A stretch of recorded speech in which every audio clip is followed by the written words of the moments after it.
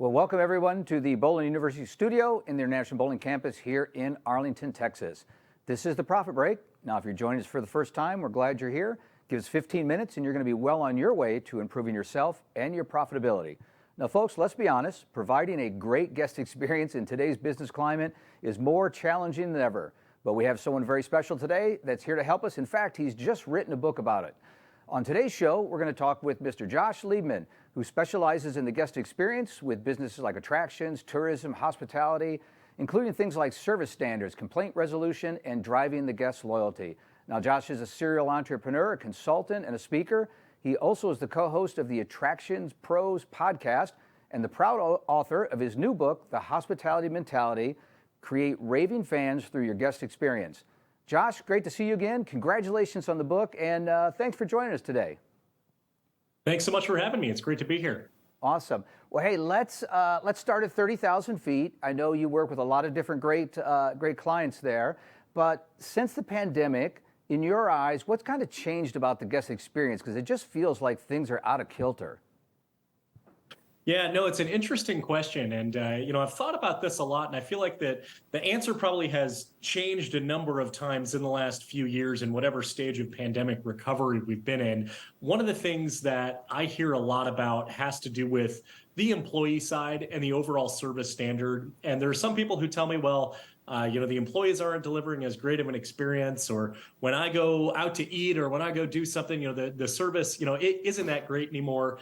And it was hard to pinpoint exactly how that happened, but I was talking to someone not that long ago and said, a lot of our staff are between the ages of 16 and 20, which means in the last few years, and particularly the time that they were in lockdown, and in states like California or New York or in Illinois, which had more stricter requirements than others, they were really robbed of a lot of their time in their life to be able to interact with people. And while we're certainly beyond that, and they're not in that, in that same phase of life anymore, there's perhaps a few lingering impacts from that. So it's almost about having to retrain that staff with a lot of the basics of guest service that a lot of us were really not missing out from, because we had those experiences during those times of our lives that weren't really taken away. Now, obviously, we were all impacted by lockdown and the pandemic, but for people who are between high school and college age, some of the things of what we expect from our team, like making eye contact or greeting the guest first, or even some of those small nuances of the guest experience and those basics of guest service, we need to focus on a lot of retraining our team to do that, because that might not be as second nature as it was if the pandemic and therefore if lockdown had never happened. Yeah, that is some interesting insight on that. A little different than what I had thought about. So thank you for that. So let's switch to the book. Love the book. Congratulations again. Now, I noticed that you have a pineapple on the cover of the book, which I know you a little bit, Josh. I thought at first that's a little strange, right, having a pineapple on a book. But as I dug into the book, you give a little history that I honestly didn't know about the pineapple as it relates to the guest experience. So could you share with our viewers today why the pineapple and what does it mean? Yes, I address it right up front before chapter one, before the introduction even, as far as what the purpose of the pineapple is. It is the international symbol for hospitality. So the story goes back in the colonial days of America. These explorers would leave their homes for weeks or months at a time, and they would travel to new places, and oftentimes they would end up in the Caribbean. Many, of course, didn't return home, but those who did would come back with a lot of souvenirs. And one of those souvenirs was the pineapple, which was a fruit that people hadn't seen, and along the East Coast or in the New England region of what is now the United States. So they would bring a lot of these back, and to signal their return home, they would take a pineapple, put it on a spear, post it out in front of their home, and that served as an announcement as well as an invitation to come hear about the epic adventures of triumph and exploration and encounters with locals and encounters with animals and all of these exotic fruits and species that we had come across.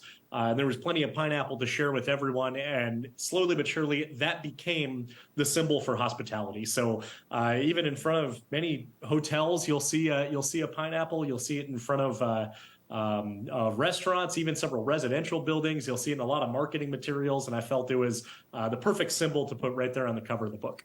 Right. So you start with, saying that to create the guest experience that you need to set the expectations. But you caught me a little by shock because you start with getting rid of your customers. So tell us what you mean by that, and do you really want us to get rid of our customers to start the guest experience?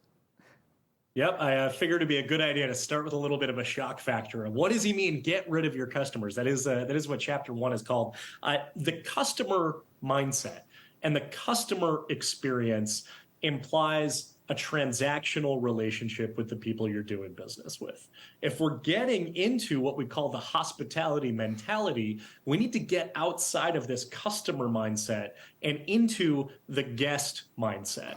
So instead of looking at the people who are doing business with you as this is just what they're worth, this is just what the dollar amount that they are spending today, think about like inviting a guest into your home. And when you do that, you want to provide them with a great experience. That then in turn leads to them saying, that was such a great experience. I'm going to tell everyone I know that they need to go there as well. And I can't wait to come back. So by looking at it through the guest experience rather than the customer and transactional mindset, ultimately you see more transactions, you see higher transactions because you're getting out of the customer mindset and into the guest mindset and creating that service culture that treats everyone who you see walking into your building, into your facility, like a guest rather than a customer. Yeah, that's some incredible insight, and I hope our viewers today caught that. There's just the difference between the transaction and the way you think about it. It's a mindset there. So many of our folks join us that happen to be in the bowling space or small business operators. So how do they get started? What are some of the basics, the foundational basics they can use to kind of, set those expectations? Mm-hmm. Yeah, and this is exactly kind of tying into the first question as far as kind of the changes from the pandemic and starting to retrain on the basics. And the basics of guest service are very much foundational. Of course, our goal is to exceed every single guest's expectation, but we also want to make sure that we want to meet their expectation as well. And we can't do that if we haven't done the basics of every interaction that our team members take with every single guest. So that starts out with projecting a friendly attitude. It is about making eye contact. It is about, if you look at me now, I've got my arms crossed right here. If I did the whole interview like this, you'd say, well, Josh is probably a little closed off, right? He's not very open, right? So I'm not going to cross my arms, right? I'm not going to keep my hands in my pocket the whole time. I'm not going to be on my phone, while I should be paying attention to guests, right? Excuse me, I'm going to take this phone call, going to respond to this text message, right? That would kind of be breaking some of the basics. And then things like not eating, not drinking, not smoking in front of guests, all those things there. One of the things that I see a lot that I want to just quickly address is that a lot of times we feel like there's such a big focus on telling our employees to smile. And while that, of course, comes with very good intentions, and of course, a smiling team member indicates a friendly face, I think if we just tell our employees or our team members to smile, we're actually missing out on a lot of opportunities to go a little bit deeper. Because if we tell them to smile, then, well, now they're just smiling. Now maybe it's a little superficial. Maybe it comes across in the wrong way. But that's why I said instead project a friendly attitude. So if I'm standing here and let's say I'm at the entrance and I'm waiting for you to come in, and I greet you, and yeah, maybe I've got a smile on my face because I'm projecting that friendly attitude. I'm not smiling because I was told to. I'm smiling because I'm meeting all of the other basics. So that's one of the things that I think is important to share, is that instead of telling your employees to smile, focus on these other basics of guest service, and then you see this well-rounded, friendly individual who's ready to welcome you. Good. So you talk about kind of setting those basic expectations, and then you lead into your next topic, which is exceeding those expectations. You have a lot of great examples in the book. What's one of your favorites that kind of stand out that you could share with folks today? Yeah, absolutely. So the nice thing about exceeding expectations is that we're talking about going above and beyond, but sometimes it's just a little bit. But when we do that consistently, then we're going to see a natural elevation to the guest experience and overall satisfaction when guests are leaving your center. So there's obviously a number of things that go way beyond the expectation. And these I categorize into wow moments, and there's a whole chapter on that. But some of them are just about what are the things that you can implement into your routine that go even just a little bit above and beyond, but we're going to do it all the time. So one of them is about personalizing the experience. Anytime we have an opportunity to personalize the experience, it makes the guest feel like they are the only ones that matter, even if it's only for a brief period of time. So when we have the opportunity to learn and use our guests' names throughout conversation, that goes right back into getting out of that customer mindset and getting into that guest mindset where they say, oh, they're treating me like an individual rather than the transaction.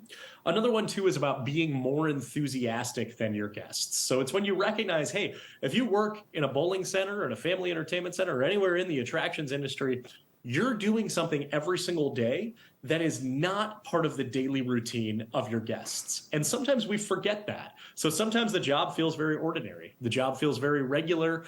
And every once in a while, the job feels redundant too.